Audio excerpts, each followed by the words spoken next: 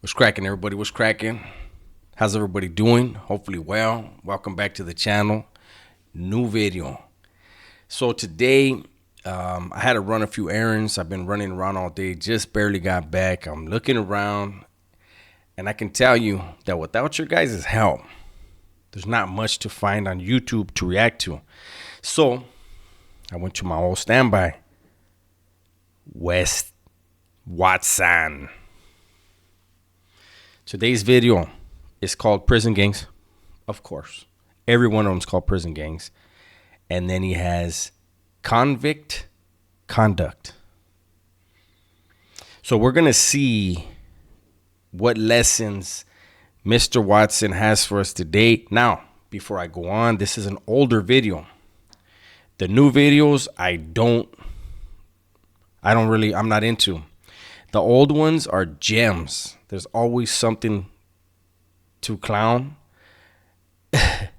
It's always a good time. I do not know what this video is.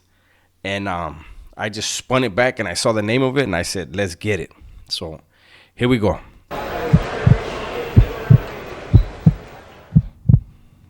Convict Conduct. So how did this all originate? How did I... Woo! For those of you saying Wes never used steroids, my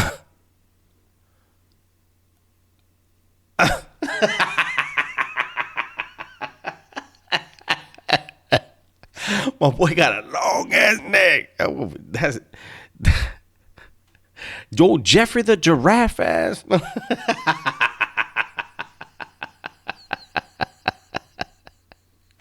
This is probably how he looked in the joint. Oh, long neck ass motherfucker. Oh, I just barely noticed the hairline. Listen, I don't know if you guys get as much of a kick out of this guy as I do. Hey, he's very successful. All power to him. But the first thing I noticed is how skinny he is compared to now. He's massive now. The neck, he got extra vertebrae up in that bitch. For real, he got extra. Anybody need some? Get at West. But the hairline, he got that Russian hairline. For those that don't know what the Russian hairline is his forehead is Russian to the back of his neck. One time for your mind. But with that said, oh, and by the way, he's back at the park scaring the ducks. I wonder why nobody ever looks back. Whenever you ever notice when he's at the park and he's screaming and yelling, nobody ever looks. Maybe he's there often. Anyways, that's all I have. Start to speak like this? How did I become the motivator? Oh no. How did I become the motivator? This is before the roids tore his fucking voice up, huh? I don't know. You listen to his voice and let me know if it's different than now at the mansion. That I truly am today, and it was out of necessity. It was out of survival. In the California prison system, I had to strengthen everybody from within to build the self-worth in them through proper programming so we could all get out alive. Whew, I'm glad he did that. Because without that, none of us would have ever got out.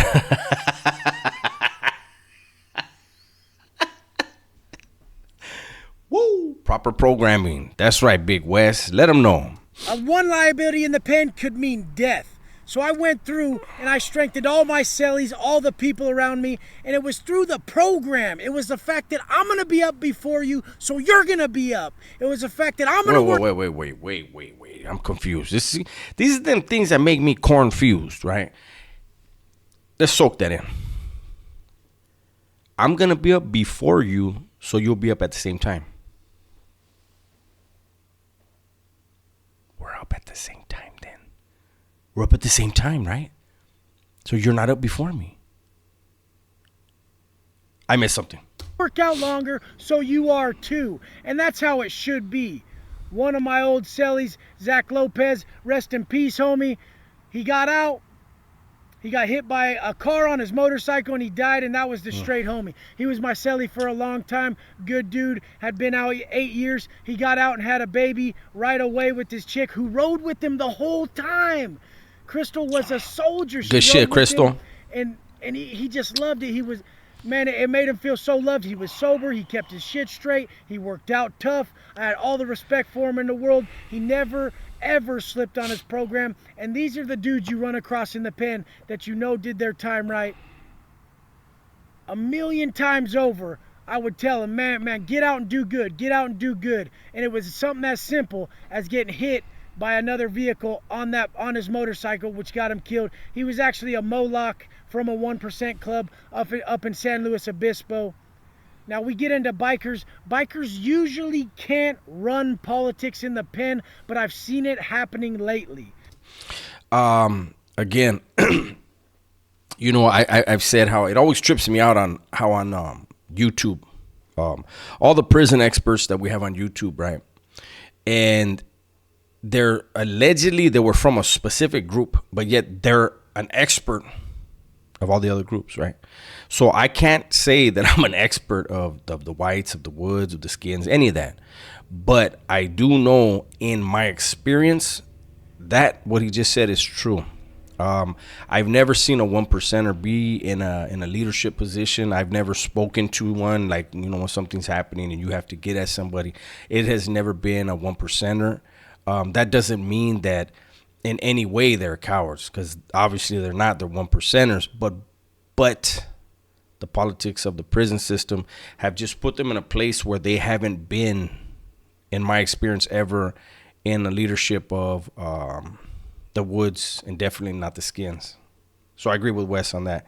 Oh, Russian ass Wes. Oh, Jeffrey Giraffe ass.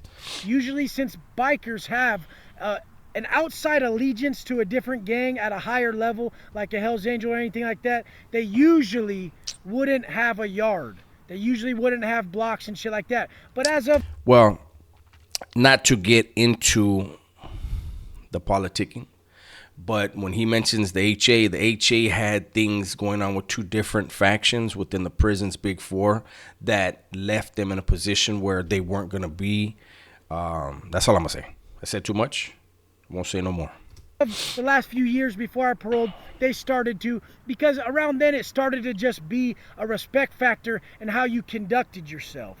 So respect is paramount. My boy Whiskey, much love, bro.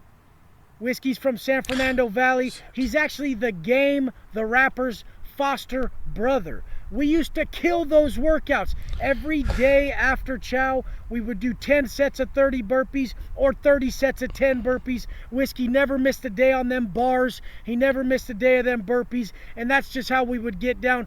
This is how we strengthen ourselves. Okay. Convict conduct should be called who I worked out with and what we did. Editor, whoever's your editor on your team, Wes, this has nothing to do with convict conduct so far. This has to do with you believing, Wes believing that how a person worked out in prison made him great or no good. Huh. Well, that's strange. Through that daily shit that we could easily pass up, but we know we should do. The definition of a successful man. They looked up the common denominator, and the common denominator is the successful man will do plenty of things every day that lead to the evolution of his character that he doesn't want to do in order to have the future he desires. Who the fuck looked that up? Somebody in the comments. I need a show of hands. Who the fuck looked that up and made that the common denominator? That's a whole lot of shit right there. But Wes looked it up. He's a multimillionaire. But who else looked it up and made that the common denominator? I need to know. As soon as you're thinking on them pleasure-filled acts, that hustling, that drinking, all that shit, all that partying, that drug use, the second you think all that pleasure is going to lead you anywhere you want to be, you're greatly mistaken. The pleasurable things in life. We all want that, right? So I disagree with Wes on that. Yes, the drinking, the hustling, the lying, the scheming. Yes, that part. But what about all the materialistic things that have come across in your life? That would be a pleasurable thing, right? The mansion, the townhomes, or whatever those things are in Miami and San Diego. You have the Bentleys, the Lambos, all those things. Those there's nothing wrong with those. Those are pleasurable things. I don't have those yet, but they're coming. And I am not a materialistic person. I've made that clear on my channel many times. I don't care about name brand. I don't care about the shiny shit. I care about the shit that means something in life, in my daily life. So in a way, I understand, but I just feel that on his part to talk about pleasurable things can throw you off track. I mean, he has a lot of things, and it's nothing wrong with it, but just going back, I think this video is like 3 years old, right? Hearing that and then seeing the way he lives now seems to be a contradiction, but it's what we all want in life.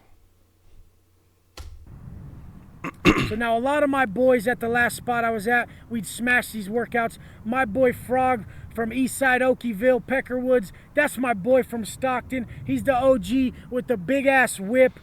Man, I have Frog doing 50 handstand push-ups a set. I love you, big dog. And we just had it. We just had that fucking, I'm gonna be up at 4. You got my fucking word. This is funny to me. Again, this has nothing to do with convict conduct. And there's gonna be people in the comments that are gonna be like, Dubs, look at him and look at you. You're shut out. Yes, I'm not a bodybuilder, but I have a great life. I'm no longer in prison. I no longer victimize people on a whim because I no longer move with my ego. It's funny how I'm not gonna get into it. It's just life out here is such a trip, man. People that know me and know even my enemies, they don't say some of the things that I see in the comments. You know what I'm saying? But again, because I'm not moved by my ego, I'm good, but anyways, let's hear what else Wes has to say. But I do hope he gets into some kind of convict conduct rather than just the workouts, because the workouts are only a small part of the thing in there. Exercising your mind and your body is mandatory, but how you conduct yourself, that's completely different. And I got this, and that's what's lost out here. If you said one time that you're gonna fucking do something, that should hold with you true for your life. Absolutely agree, 1,000%. One of my biggest pet peeves in the world is if somebody tells me they're gonna do something and then they don't come through, especially if I didn't ask you. If I didn't ask you and you just come up, hey, Holmes, I want to do this, and you don't, from now on, everything you say, everything that comes out your mouth is a fucking lie. I'll cut you loose. I don't need you. You know what I mean? Because I can't deal with stuff like that. So with that, I understand. You've ever looked down on the next man for something he's not doing, or he's lesser than you, well then you've automatically held yourself to being what you're fucking persecuting him for just through integrity alone. So if you look down on someone and you're saying that person should be doing more or this or that, well then just by not being a hypocrite, you have to hold yourself to that across the board. I agree. Excuse me. I would say before that, no one should be worrying about what anyone else is doing. That holds you back. When you're busy worrying about what anyone else is doing, you're not doing what you should be doing. So, I mean, there's different things that I agree with Wes, but then there's just the approach. I don't care how big, how small. I don't care, if somebody's supposed to be a hardcore ass dude or a regular dude. I treat them all the same. I don't know. I think there's more shit in this video that I agree with him on, huh? But I promise you, there's gotta be some shit where he's gonna throw a curveball. He's being too okay right now. Is it because his neck is longer? And soft motherfuckers are always born right when the fucking shit gets hard, right when adversity gets thick, right when the shit hits the fan. You see a true soft ass motherfucker. I walked into that courtroom looking at 25, walked out with 10, told him I wasn't there till this motherfucking day. What does that mean? I walked in facing 25, walked out with 10, says I wasn't there to that fucking day. I was facing LWOP, or the death penalty. Luckily got that removed after 9 months on a 995 motion. Looking at life, I was there every motherfucking day. What does that mean? There's other videos where he was like, he got 10 years and it damn near destroyed his mind. That's the thing. That's the thing people need to remember. When you are on any social media, one good thing is you become immortal. Doesn't matter when you die or what you die of. You always live in social media. Remember that, because whatever you say, there's always people recording for whatever their reasons are. And no matter what they put in their video or what's in your video, what came out of your mouth is what you decided to say. And so, this is 3 years ago, and, the message is a little bit different now. But, again, he's very successful. And twice the size as he is in this video. But anyways, when you're faced with everything and you still stand up, this is what matters. You don't have it bad out here. You never been just stuck in the cell for years on years. And guess what? If you were and you came out shot out, then your time did a fucking train on you. And I don't give a shit anyways, because there was 2 ways to do it. There was the real motherfucking way, and there was the bitch ass way, coming out with them titties, fool. Yeah, I said it, titties. You came out with tits, you're a bitch. You should have been on another yard. That's my... This is when we get into, you see, it's easy for him to sit in that park next to that woman with a baby in the stroller, with that grass, that water, that very safe place, and call vatos in there bitches if they parole with titties, right? Anybody that's been in the shoe, anybody that has met legends, you run across people that whatever you made them in your mind, when you meet them, it's not what it is. And they will rip your motherfucking head off. So it's always a disadvantage when somebody gauges somebody by their physical appearance. You probably already lost if you do that. But what do I know? Fucking opinion. I know plenty that didn't come out that way. Guess what? Respect them ones. Why? But anyways, on these yards, I had the youngsters cracking shit off. I always picked up the youngsters. I gravitated towards them because I had love for them. I saw more in them. I knew I could help change them. My boy Books, one New Year's Eve to be exact, we did fucking 4 hours of burpees because I was trying to break him. I was giving him a heart check. I was trying to break him off. I was waiting till he tapped, and he wouldn't tap. So you did. He didn't tap, so Wes did. There's a lot of people, when you're in that prison world, especially when you're in the higher levels, they may take that personal. Who the fuck is this vato testing me? And now I'm going to test him in a different way. I know he was only on lower levels. It's obvious, right? And it's good on the streets to test people that way. When they're in a gym and they're paying for his program. But it's just, these are the type of stories that I hear him and I'm knowing. There's absolutely no way in hell you are around a real motherfucker and you called him out to some burpees and you try to drive him to the dirt. He's going to see what you're doing. He's going to play your game and then you're going to play his. With his bloodshot eyes, I told him, man, you're good. You got my respect for life. I love you, dog. He was down for 8 years for armed robbery, a fucking 24-year-old. 8 years, armed robbery, fell at 18 or 19, had been down a minute, was a smart individual. This is what happens. Maybe you grew up with money troubles like me and your family was just living check to check and you think, hey, I'm going to help everyone by slanging. It ain't going to work for you. You're better off playing the long view. You're better off playing the smart route. It's always going to pay off more in the end. Just always remember, bad men are full of repentance. They look tough. You may think they are. They may fool you.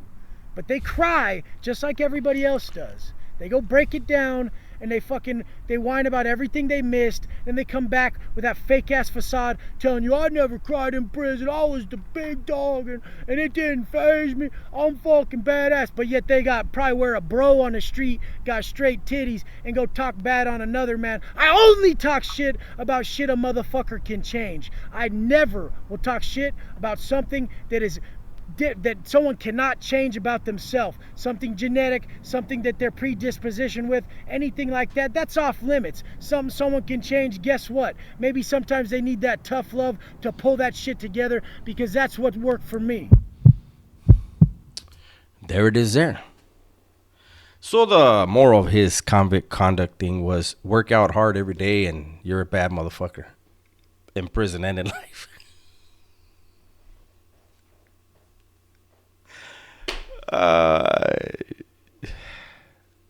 Well, there you go. That's why he's a success, and the rest of us aren't. I wish him well, though. I mean, I say all the time, people say, oh, you sound like a hater. The people that say that to me, I'm like, likewise, you sound like a hater. This is my reaction channel. This is where I get to have fun, point shit out. People can do reactions on me and point shit out. I will never be like that Vato's a hater. He's getting his money. He's doing his thing. But I think that Wes exhibits a tendency to place more value on outward appearances and material things than what's important in life. It doesn't jibe in my mind. A person who is a motivational person allegedly, and they don't care about what's important in life. They care about outward appearance and material things. I'm gonna leave you with that, man. Everybody, please be safe, be smart, and tell the ones you love that you love them. I'm out.